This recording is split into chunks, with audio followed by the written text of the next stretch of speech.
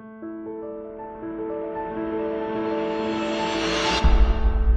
suis particulièrement heureuse d'être là ce matin avec vous et avec Russell Banks.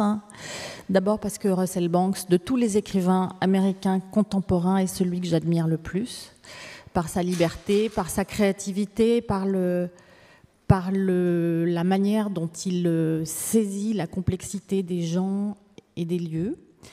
Et aussi, mais nous ne parlerons pas que de ça, parce que Russell est un écrivain qui a un regard sur son pays, les États-Unis, absolument passionnant, et nous avons beaucoup besoin, par les temps qui courent, d'avoir un regard analytique sur ce pays, dont nous ne comprenons pas toujours les évolutions. Voilà.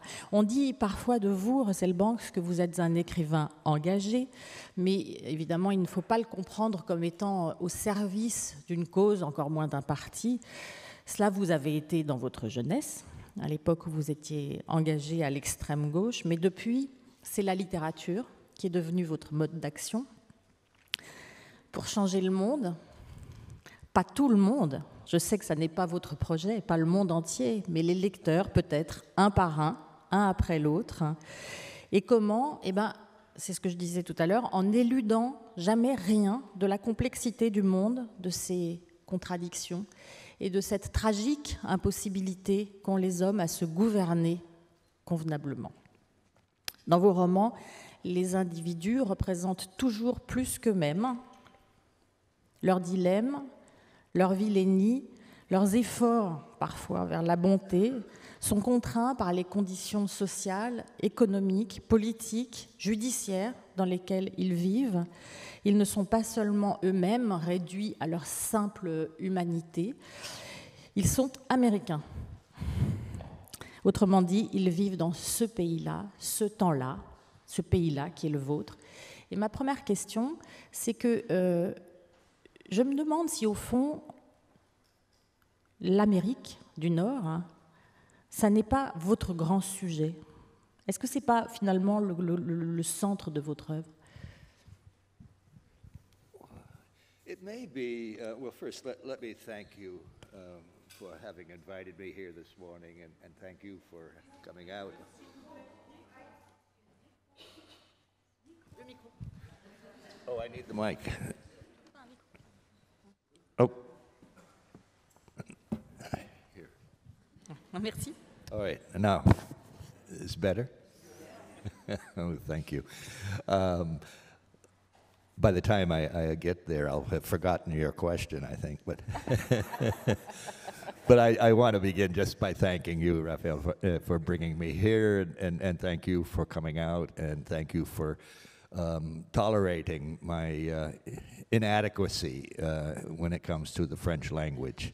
I apologize for having to speak in English, and I hope it doesn't lead to too much confusion or difficulty.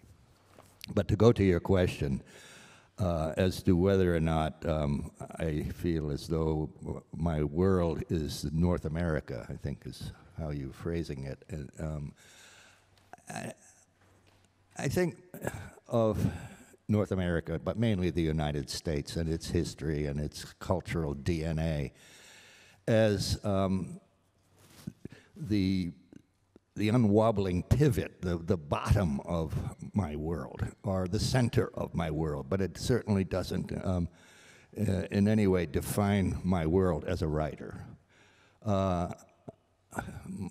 My world as a writer really, I hope, is large enough to include all humanity. What I try to write about is human beings and what they share. Not any specific class or any specific race or any specific gender or sexual orientation or any nationality or any linguistic identity, but all humanity is I feel, what I hope to write about. I will write about, primarily because I know it best, white, male, American heterosexuals. That's the world I grew up in, and that's the world that's in my literal DNA. But I will use that as a way of trying to enter into the lives of people who are not necessarily white, male, heterosexual Americans of the late 20th and early 21st century. Otherwise, it seems there's no point in it. Otherwise, you're really operating as a journalist or a sociologist or an anthropologist of your own moment, and I would find that inadequate as a storyteller. Is your mic not working? Non, j'ai un problème de stylo. No. Okay. I want a pen. Oh, I have one if you'd like to.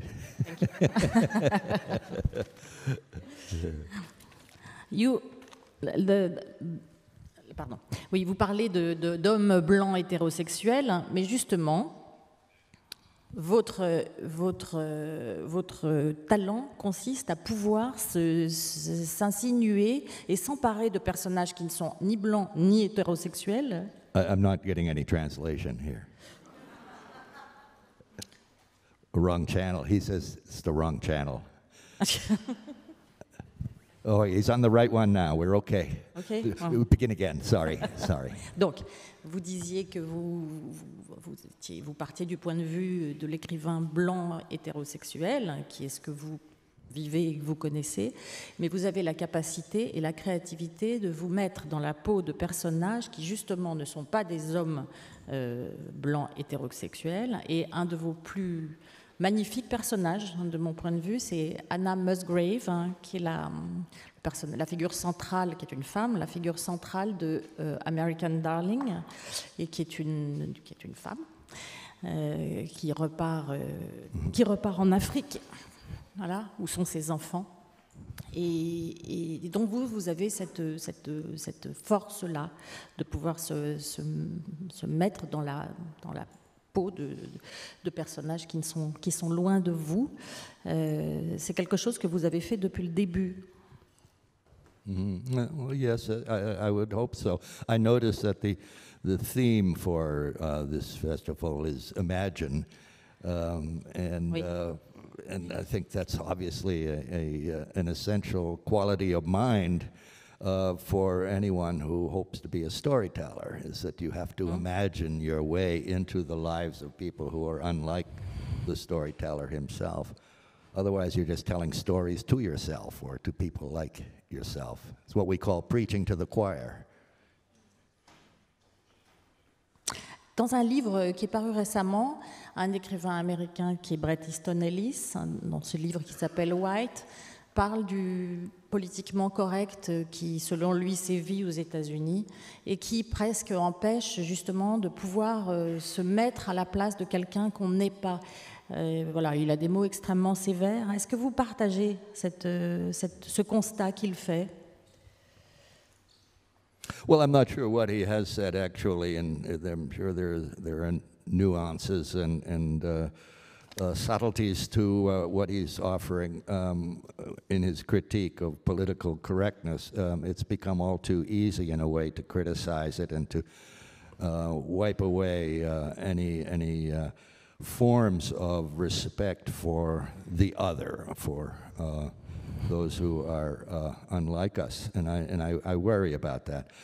I feel personally unconstrained with regard to who I write about and what I write about, but I also feel at the same time a certain responsibility and obligation to do my homework, to admit at the beginning my ignorance,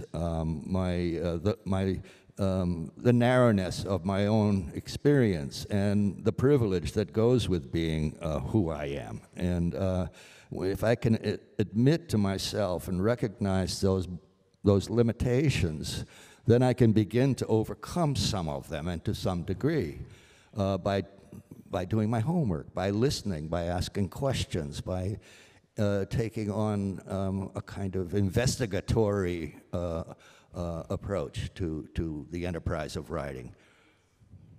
So you have to combine, I think, as a novelist, you have to combine the tools and the discipline of an anthropologist, of a sociologist, of a psychologist, all the social sciences in order to give yourself the right to tell a story about someone who is not like you and doesn't share your personal experience.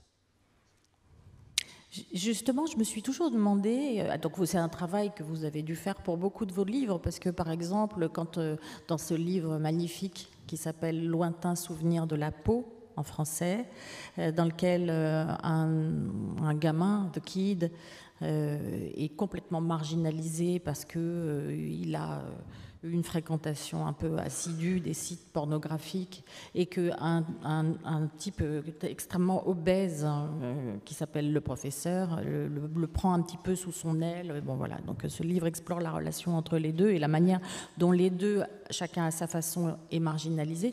Par exemple, dans un livre comme celui-ci, donc j'imagine que vous vous êtes documenté, par exemple sur la question de la société de surveillance, puisque une des problématiques, c'est que cet enfant, il est complètement dans l'œil des caméras continuellement, on sait où il est, voilà, donc il est complètement, comment dire, suivi à la trace. Et donc vous vous êtes, j'imagine, documenté. Comment est-ce qu'on fait pour après s'extraire de cette masse d'informations et pour mettre en œuvre sa créativité d'écrivain, pour arriver à ne pas justement être dans la restitution de l'information? Right. I think it has helped me over the years now, over many decades now, over half a century, to have established in my own mind, at the center of my own mind, my identity as a storyteller primarily before anything else. And when I was a child, in the family context, I was regarded as a storyteller. Now, that wasn't meant as a compliment at the time, but early on, there was a compulsion in me to tell stories, to place experience into a narrative structure somehow.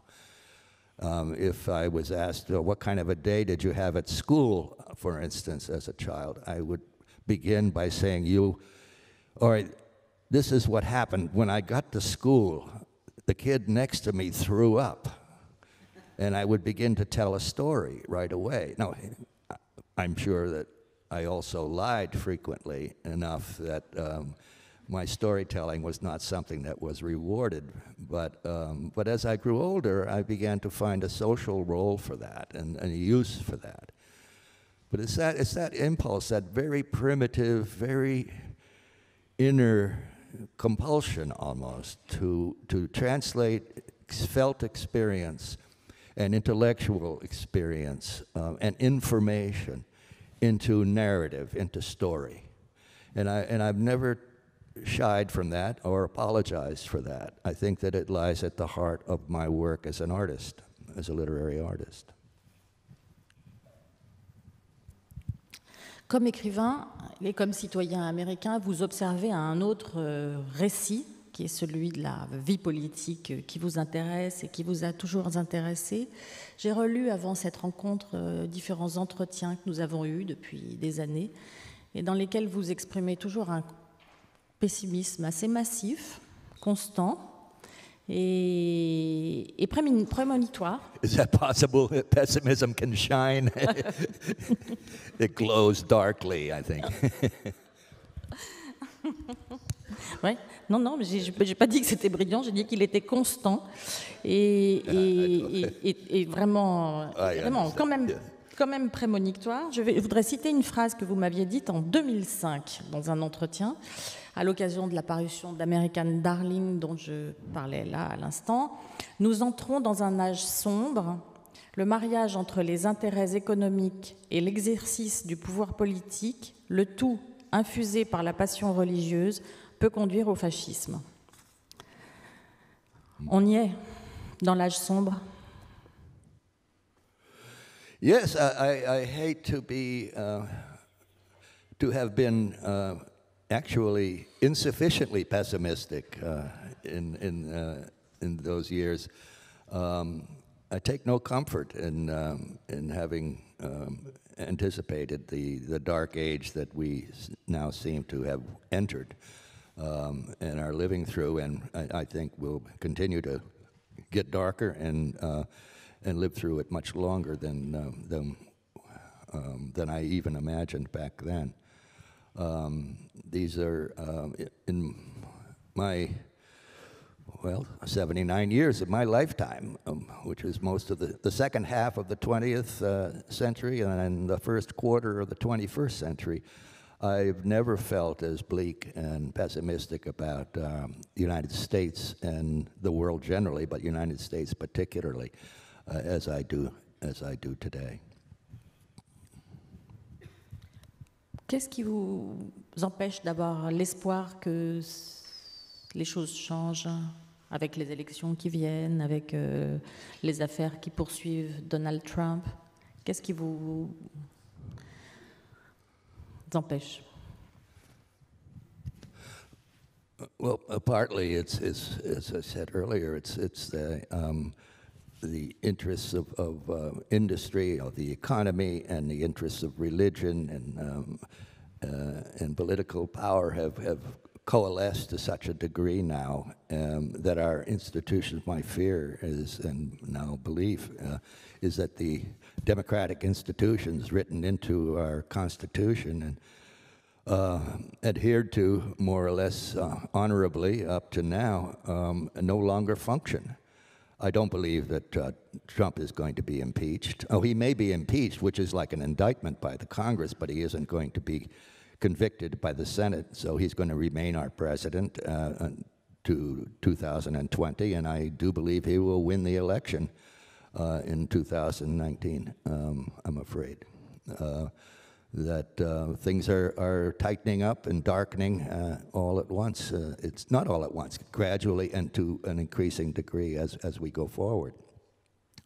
Partly it's due to our unusual electoral system and two-party politics, and partly it's due to the ineptitude of the Democratic Party, and partly it's due to the absolute loyalty of about 35% of the voting population to Donald Trump and Donald Trump's policies, such as they are policies. They're not really policies.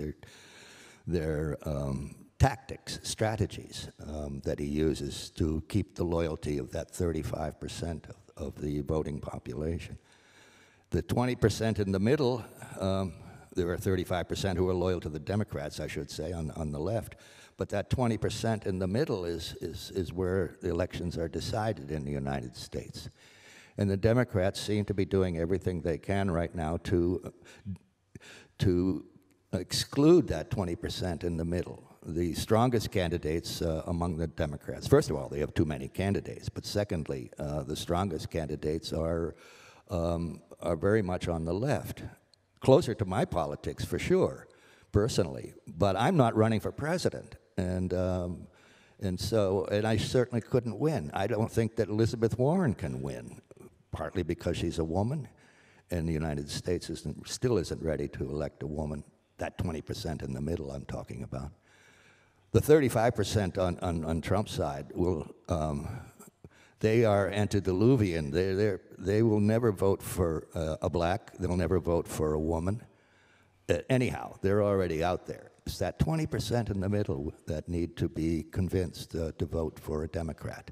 And the Democrats as a party seem to be ignoring that 20%. La composante raciale a une importance toujours aussi grande dans les élections américaines et dans la vie politique américaine? Yeah, I think it's, if anything, more important.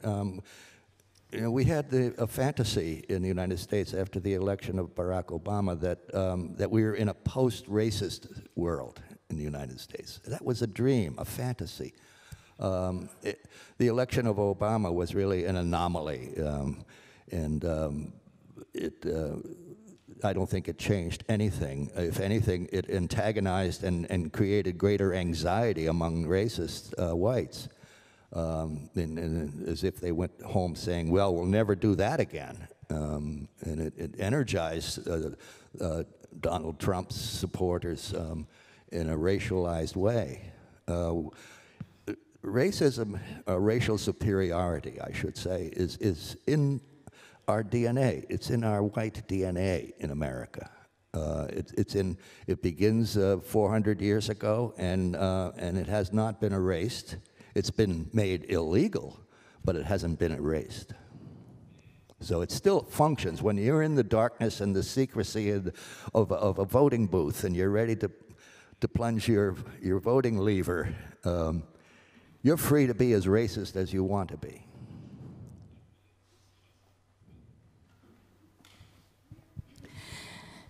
C'est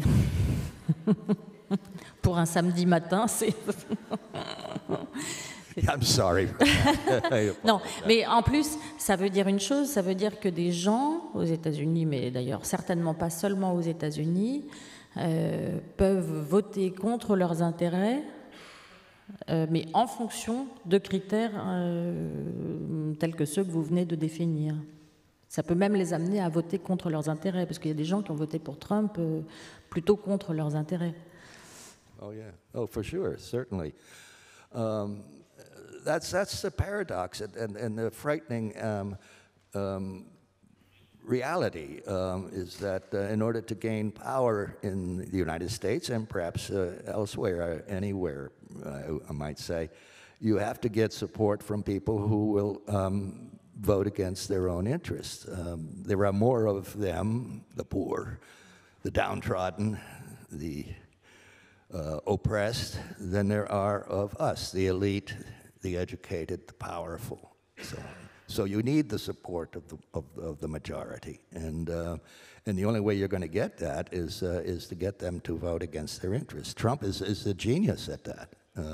At getting people to vote against their own interests, because most of his support comes from poor people, from frightened people. They're frightened racially, they're frightened sexually, they're frightened of social and economic and technological change that has swept across the Western world and certainly the United States in the last half century, and an accelerating rate in the last 20 years. These are the people who support him, and the way to arouse their support and hold it is to feed the fear and feed the anxiety and create imagined enemies out there. And he's been a genius at that.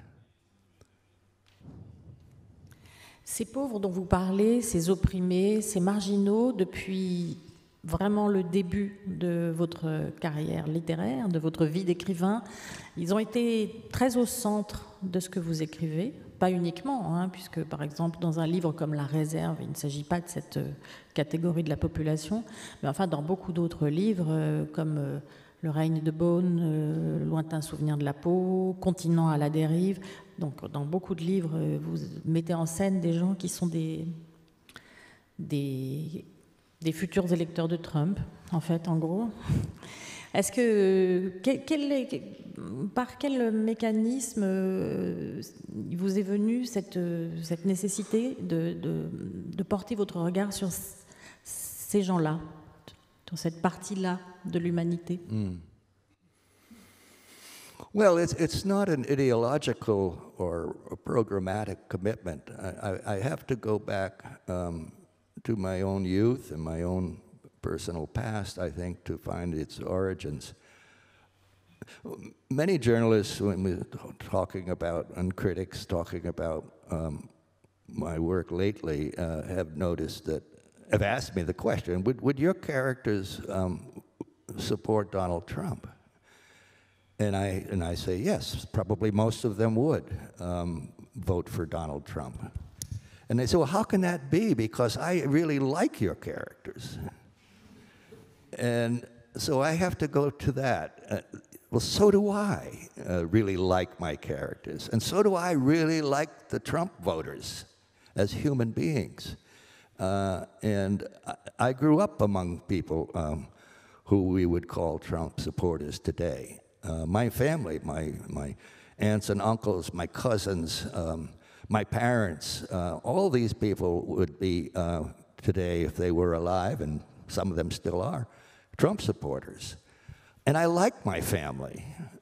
I like my uncles and aunts and cousins, and I liked my parents and my siblings, nephews and nieces. I like them all. Most of them are born-again Christians, evangelical Christians. Most of them are Republicans, right-wing Republicans. But they're decent human beings, and they're struggling. And they're struggling, in a sense, without historical self-awareness, without awareness of themselves in the larger systems, economic systems, social systems. They aren't aware of and conscious of the forces that are shaping and manipulating them and controlling their lives. And that makes them even weaker than they are to begin with. So it isn't, as I say, an ideological or programmatic commitment to it. It's a matter of the human heart. My human heart beats for these people because I know them intimately, and I know how frightened they are and how inadequate they feel against the forces that surround them. I think that's what drives it more than anything else. Ils ont beaucoup plus peur qu'avant, mettons, il y a 30 ans. Ce sont des gens qui ont... La peur s'est renforcée. Parce que quoi? Les inégalités se sont renforcées? Yes, numerous things have, I think, inflamed their fears and anxieties and sense of inadequacy, having no control over their own destinies. And one is, yes, the incredible disparity between the rich and the poor that has grown in my lifetime, but at an accelerated rate in the last 25 years or so. I mean, that's statistically observable. You know, it's not a difficult thing to measure, the inequality, but also changes in racial, sexual attitudes over the last 2 generations have become and are deeply threatening, and people respond to that in an angry or hurt or insecure way. And then the technological shift, the growth of the internet, the incredible dependency upon it, and then the corresponding changes in the entertainment industry and in media generally. That too has increased fearfulness and a sense of clan identity taking over a sense of national identity. There's a line in a poem, I think, by the poet W.S. Merwin, that the world is breaking up into small colonies of the saved. It was written, that poem, I think, about 50 years ago. But that's certainly what is happening now. The world is breaking up, our world in the United States, and I suspect even here, is breaking up into small colonies of the saved. Quand vous parlez d'un poème, là, vous avez écrit de la poésie. Je ne sais pas si vous en écrivez encore, et si vous pensez que la poésie est encore un mode d'expression adapté pour la situation que vous décrivez, ou peut-être encore plus adapté. Well, I sort of have to. My wife is a well-known poet in the United States, and if I didn't take the writing of poetry seriously, my wife wouldn't let me come home. So I do believe in the power of poetry, but it has a different function than perhaps the power of story. Elle n'est pas là? No, she's not here, unfortunately. Or maybe fortunately, I should be careful about talking about poets with her. But I did write poetry when I was younger, and for a brief period thought of myself as a poet and published some small books of poetry, but realized that wasn't really my gift in any way. Although this last year I have been writing a libretto for an opera which is a whole new venture for me, and it's mostly in verse. So I've returned to the writing of it. I mean, if you want to do something useless, utterly useless in society, write the libretto to an opera. And that's what I've done. But I've done it out of great appreciation and affection for opera itself, and out of a great appreciation for a particular composer, a man named Robert Carl, his work. And it tells a story, and it uses verse, and it stretches my mind in a way that hasn't been stretched in many, many years. And so I've thoroughly enjoyed it. It's part of my continuing self-education. When a writer reaches my age, usually you tend to kind of repeat yourself, and I don't want to do that. I want to keep on thinking and being in the world as close to the way I was in the world when I was in my 20s, when I would try anything. Try to write poetry, try to write film script, try to write a novel, try to write a short story. Try it this way, try it that way. I was free to do anything I wanted in any way I wanted. As you get older, it's much harder to get that state of mind, to induce that state of mind. But I feel the need to do it, and I'm trying. Moi, je trouve que, justement, une des choses qui m'épate chez vous, c'est la manière dont vous ne vous répétez pas. Il y a des écrivains qui chantent toute leur vie la même chanson et qui, après tout, peuvent aussi être de bons écrivains. Mais vous, vous arrivez à chanter des chansons différentes dans chacun de vos livres et c'est très impressionnant. Vous parliez tout à l'heure de utilité. Vous avez dit, si vous voulez faire quelque chose de complètement inutile, c'est utile d'écrire des livres, des romans? Well, I can answer that question if I think how books have functioned in my life personally. And I assume I'm not that strange or weird or eccentric a person, and so it must function similarly in other people's lives. But I myself have been profoundly changed, intellectually, morally, socially, changed by books that I have read. I'm a different human being than I would be had I not read those books over my lifetime.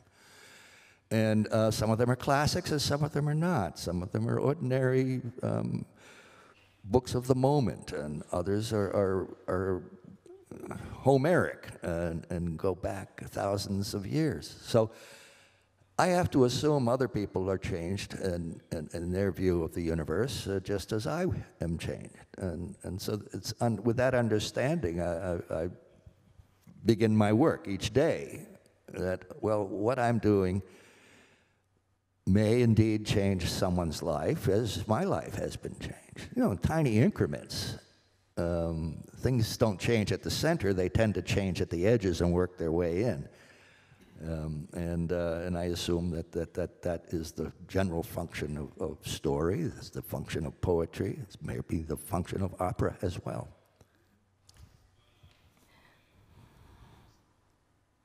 I'm waiting. J'attends pour que tout le monde ait eu la traduction jusqu'au bout.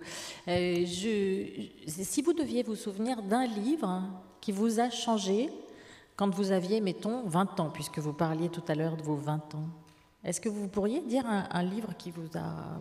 citer un livre qui vraiment a transformé votre manière de voir le monde? Yeah, you know, it doesn't have to be a great book, does it? Ah non. Because I remember when I was 18 years old, reading shortly after it was, about the same time as it was published, Jack Kerouac's On the Road, Sur la route. And that altered me, that changed me. And it changed me in ways, even though I have reread that book several times, and I even wrote a screenplay based on that book for Francis Coppola, and I've worked on it, and I know it all too well, and I also know how it's really not a very good book. But it had a deep impact on me for a number of reasons. One is, you remember, this was the late 1950s, in a very constricted, very conventionalized, conformist era. The McCarthy era was still upon us. And I read that book, and it kind of allowed me liberty to throw off the inhibitions and restrictions and conventions that the world was trying to impose upon me at that age. I mean, a book like that has a bigger effect on someone who's 18 or 19 years old and is still coming into his own mentality. And so it was a very positive experience for me. It liberated me to begin to try to invent my own life without worrying about the conventions that surrounded and that were coercing and trying to control me. Another thing was it helped me begin to identify myself as a writer because, again, I remind you, this was in the late 1950s, and the idea of being a writer without having an Ivy League education, without coming from a certain class, and so forth, was not easily imagined. Whereas Jack Kerouac was son of an immigrant. He was a working class kid from New England, from Lowell, Massachusetts. He was a dropout from university life, as I was. He was, if you looked at him, you would not confuse him with an intellectual, with a writer and so on. And yet here he was trying to write great books. And so it gave me permission, in a sense, permission for me, with a very similar background, to begin to think of myself as an artist, as a writer, to take on that entitlement, really. So a book can have an effect on you in various ways, through the biography of the writer, yes, through the language, the spontaneous, quick, and oral aspect of his language, the jazzy inflections of his language, the formal liberties that he took, and the sheer, I don't know what to call it, the sheer ballsiness of his ambition. He wanted to become America's next great novelist. Well, what a ridiculous ambition for a boy with his background, or with mine. Yet I felt entitled to do it. Avant de laisser déjà des questions dans le public, je voudrais quand même, ça c'est pour vous donner le temps d'y réfléchir, je voudrais quand même vous poser une question qui m'intéresse. Vous êtes issu d'un milieu modeste, hein, d'un milieu pauvre même. Mais vous avez eu finalement la possibilité de devenir écrivain, d'avoir accès à des livres. Est-ce que les enfants de maintenant, des couches sociales que vous décrivez dans vos livres, ils ont cette même possibilité, moins, plus qu'avant, plus qu'à votre époque? Well, I think they have access to it. It's whether they have any interest in books, or it feels like a natural way for them to gain access to stories. See, when I was young, and until relatively recently, if one was interested in hearing a story, or in engaging a story imaginatively, personally, one had to turn to books or to films, and then gradually to TV over my lifetime, and now to streaming, to your phone, to your computer. Story comes in many forms. I don't worry too much about the fact that the physical book is no longer the main delivery system for story. I trust the human need for story and the human ability to tell stories to one another. And it's essential to us. It's as a species. It's how we find out who we are, is through story. But story can come to us in various forms. And then as long as we have been a species identifiably different from the other primates, we've told stories to each other around a fire, in a cave, all the way to orally in Homeric times, to wet clay and stylus in Babylonian times, to papyrus, to early printing press, to now to digital media.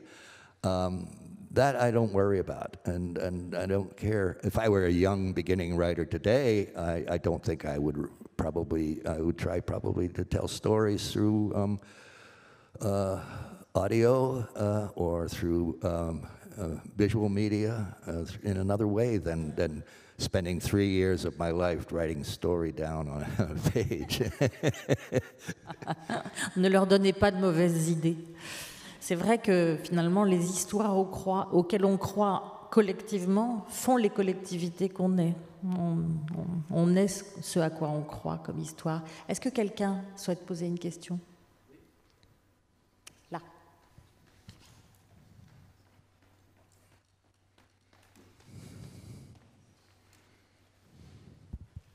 Bonjour, vous avez évoqué votre pessimisme sur le plan politique et plus généralement.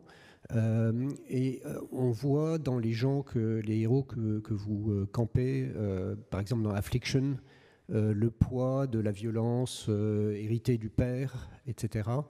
En même temps, dans votre dernier opus, Travel, etc., qui est assez autobiographique, vous réfléchissez sur ce qui vous a un petit peu amené à avoir 4 mariages successifs, ce genre de choses. Est-ce que vous avez le sentiment finalement que l'homme est libre ou est-ce qu'il est déterminé? Is he doomed? Is there fate? Do I have to choose one or the other? Because my answer really is both. And man is free and man is determined. And what defines the narrative of our life, the structure of our life, is the conflict between the two and how we encounter them. You mentioned Affliction. This is a man who's trying to behave towards women, towards children, in ways that his own parents didn't behave toward. He wants not to be and repeat his father's crimes, in a sense, and his grandfather's crimes, and his great-grandfather, all the way back through the history of male violence, and his interaction with alcohol, and so on.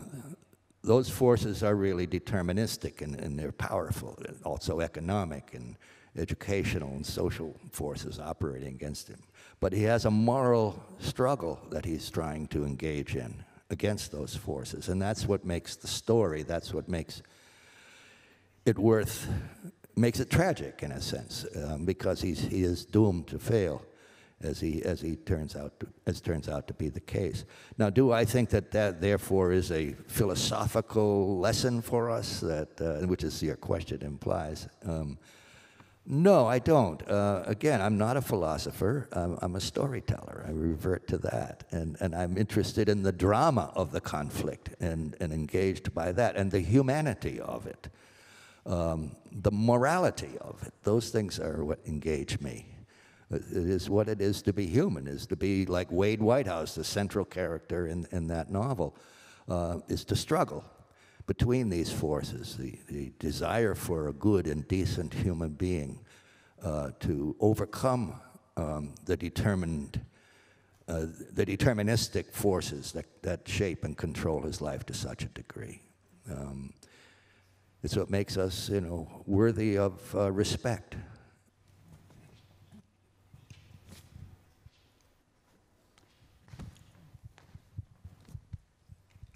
Good morning. Good morning. I would like to ask you a question about continental drift. I read this book a while ago, and what I feel is that the characters ring absolutely true.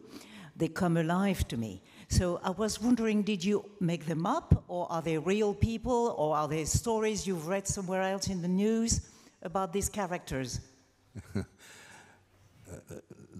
The poet Robert Creeley, American poet, was giving a reading of his poems in a public event like this, and he finished his poems, and one of the people in the audience said, "Mr. Creeley, is that a real poem or did you make it up?" It's a funny kind of question to ask, and I don't mean to demean the question. I think it's a useful and important one, and thank you for reading that book, and thank you for enjoying it, or at least it's a hard book to enjoy, I understand, but that story of Bob Du Bois. Non, c'est pas du tout difficile d'y prendre plaisir. Non. Oh, okay, thank you. But I did, in fact, begin with an actual event. I was opening the New York Times one day in 1982, and on the front page of the New York Times was a picture of Haitian bodies washing up on the shore of South Florida. And the story was about a man who was smuggling Haitians into the United States, a white American man in a boat. And he had been accosted by the Coast Guard at sea, just off the coast actually off the coast of Miami, North Miami. And he had forced the Haitians off the boat into the water, and most of them had drowned and washed up on the shore. And in a flash, I had traveled and lived in the Caribbean up to that point, and I traveled in Haiti, and I knew how a person could be in such desperate straits that they would put their life in the hands of a man like this, who would betray them at the first opportunity, or first threat to his welfare. And I also, though, I understood the kind of financial and personal distress that a white American man could get into, so that he would end up being that man in the boat, running the boat, and doing something terribly evil, even though he himself might not be a terribly evil person. But he would have, in controlling his life and shaping his life, economic forces and cultural forces that were terribly constrictive and shaping distorting and shaping his moral life. And so it just was a flash, one of those rare moments that every writer dreams of, where you read a newspaper article or you overhear something, a story someone tells you, and a whole world unfolds at that moment. And all things in my life up to that moment, I was then, 42 years old, came together at once. I understood the white man, how he got there, because he could have been my Uncle Bud. He could have been my own father. He could have been me in that position. And I understood how Venise d'Orsainville, the Haitian woman with her baby and her little brother, could end up as refugees, putting their life at terrible risk, because their life at home in Haiti, in that case, it could be anywhere. It could be El Salvador, it could be Nicaragua, it could be Morocco and Central Africa, it could be Syria. How that they would be so desperate that they would be willing to risk that. And so it was just one of those magical things. Other than that, it's not based on any literal reality or anything. It turned out later, of course, it was a story that was much of what I thought I had invented were in fact the case. There is in the novel a Jamaican mate who helps the white American do the smuggling, and I totally invented him. But after the book was published, I was doing the public readings and so forth, and a man came up to me, a white man in Florida. I was reading in Miami.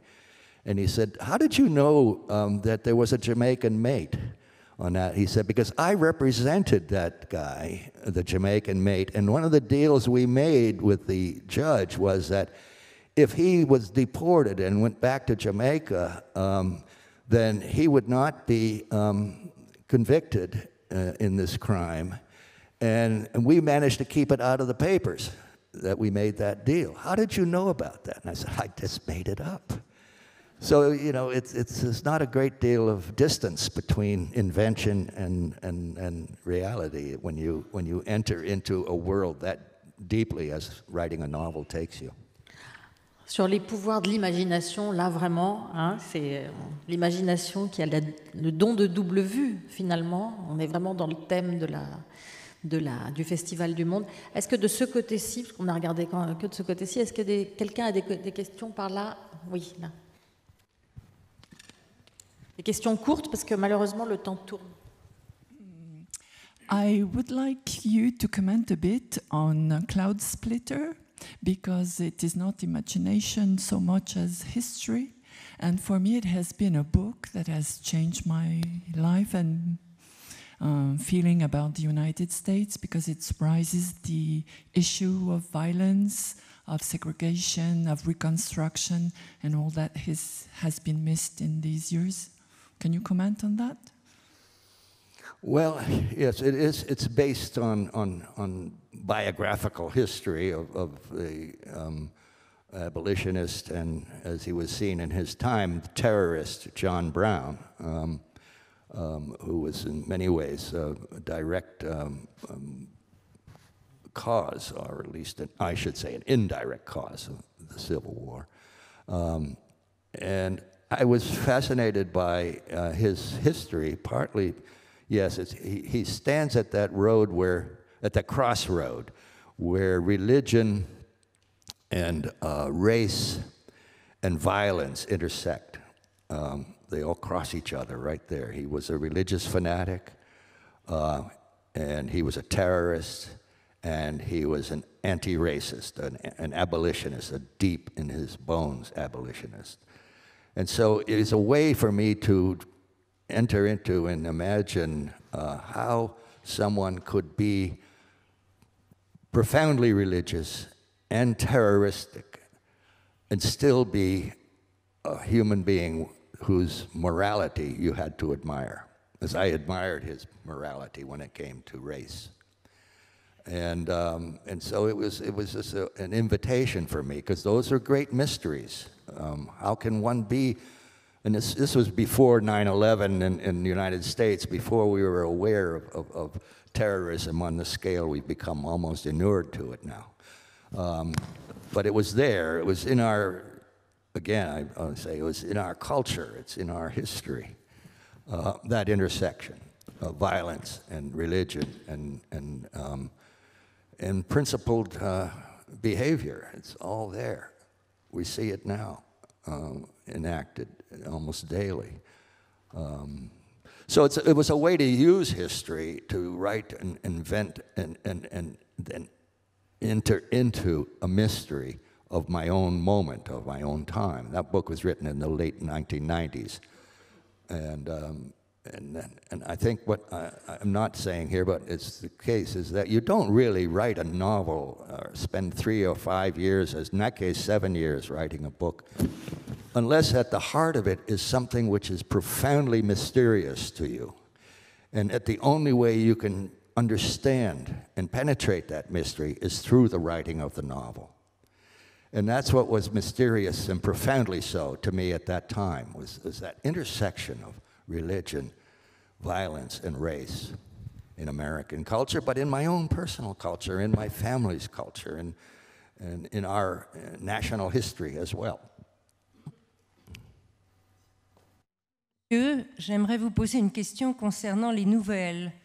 Compte tenu de vos traductions dans de nombreux pays et de toutes ces interviews dont vous avez la gentillesse de nous faire profiter, je voudrais vous demander si vous avez des éléments d'explication concernant la différence de réception des nouvelles aux États-Unis et en France, peut-être pas par les auteurs, mais surtout, ou les lecteurs, mais surtout par les éditeurs.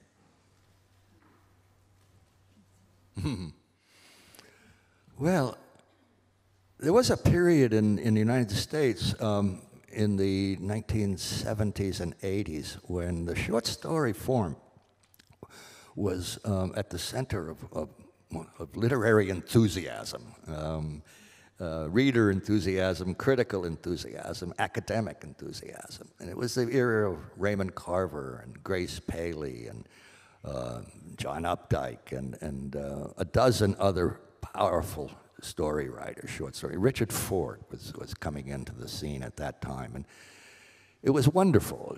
You just felt there was a resurgence of the form, and it's a form of storytelling, of a literary genre that Americans have always, I think, been extraordinarily skilled at and enjoyed. The Irish and the Americans and the Canadians seem to be great short story writers. And that was a period when publishers were very interested in it because of the critical and the reader response that was out there. And then that seemed to kind of phase out. And now my publisher probably dreads the day when I come in with a collection of short stories to publish. They don't sell very well, so the publishers have lost interest in it. I'm not sure why that's the case. I can't speak for the rest of the world. I can't speak for their response here in France. But I know in the United States, with the disappearance of magazine publications, of widely circulated magazine, and the shortening of the attention span of readers, the short story itself is kind of losing its possible entry into the culture now, and is being displaced by other kinds of storytelling, like podcasts, for instance, are displacing short stories, I think, printed short stories. So the economy for distribution that I spoke about earlier, the delivery system for short stories has shifted and changed in the last 25 years since Raymond Carver and Grace Paley and Richard Ford first appeared on the scene. Je voudrais vous revenir un petit peu au pessimisme initial de cette conversation pour vous poser une question. Vous étiez, quand vous étiez jeune, dans des mouvements d'extrême gauche qui prônaient la révolution. Est-ce que parfois il vous vient l'idée que dans la situation dans laquelle on est, dans laquelle, comme vous le disiez tout à l'heure, on va vers du sombre et du plus sombre encore, est-ce que la révolution a encore une validité, aurait de nouveau une validité? Une révolution. Well, I don't think revolution as such was possible back then either, but change was possible.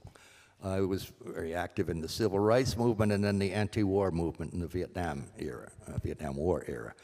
And it was possible then to mobilize first youth and then the entire society. And you didn't have to be a revolutionary to be involved in the civil rights movement or in the anti-war movement. Those were single-issue opposition movements, and they did affect change. It took time and it took sacrifice, but it did certainly affect change. Today, I'm not so sure that that's possible. If you take two instances of single-issue protest, opposition, one is following the Parkland, Florida shooting in the school in which 20-some children, 40-some children were killed.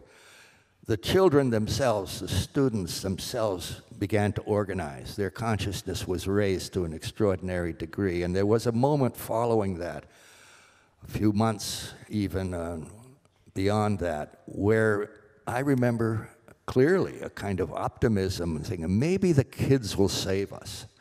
Maybe they focused on the single issue, guns, get control of the guns and get them off the streets if we can and get them out of the hands of madmen and women, mostly men, however. And then I think they ran up against the buzzsaw of popular media and they began to just lose relevance, lose effect. And within a few months, the same kids started worrying about their exams and worrying about getting into college, and their lives became constricted and not public. Recently, in the last few weeks even, or certainly the last few months, we've seen something similar occur among the youth with regard to environmentalism, with regard to climate change. And it's cheering to see hundreds of thousands of kids skip school and go out and demonstrate, hit the streets. It's really invigorating and in some ways inducing of a kind of optimism. You say, well, maybe the kids will save us. And now I think, school has started again and life goes on. The media chews it up, makes it an event that is that gets erased and displaced almost immediately by Ukraine, a country most Americans couldn't conceivably find on a map. And Trump takes over, the tweets take over the next morning, and the kids' mission gets lost. It's heartbreaking. My grandson, who's 11 years old, was out there demonstrating he skipped school and went out with his friends and demonstrated, you know. I was so proud and happy for him. And I thought, well, maybe the 11-year-olds are going to save, you know, the 80-year-olds. But now my grandson's got to worry about getting back into school and getting his studies done, and he can't stay up late at night painting signs and so forth. So I don't know. It's depressing. Oui, ce qui est assez déprimant, effectivement, quand on regarde les médias américains, c'est que le récit de Trump, on parlait de récit tout à l'heure, mais le récit de Trump couvre tout pour le moment aux États-Unis. Mais comme nous n'avons pas terminé sur une note négative, moi j'espère fermement que le récit de Russell Banks et celui des autres écrivains américains qui essayent d'attraper quelque chose qui soit de l'ordre des contradictions de l'humanité dont vous parliez tout à l'heure, l'emporte. À la fin, c'est vous qui allez gagner, et nous avec vous. Voilà, je crois qu'on est arrivé au bout de notre temps, qu'il faut être très précis ici, donc on va s'arrêter. Je vous remercie infiniment de nous avoir accordé ce temps.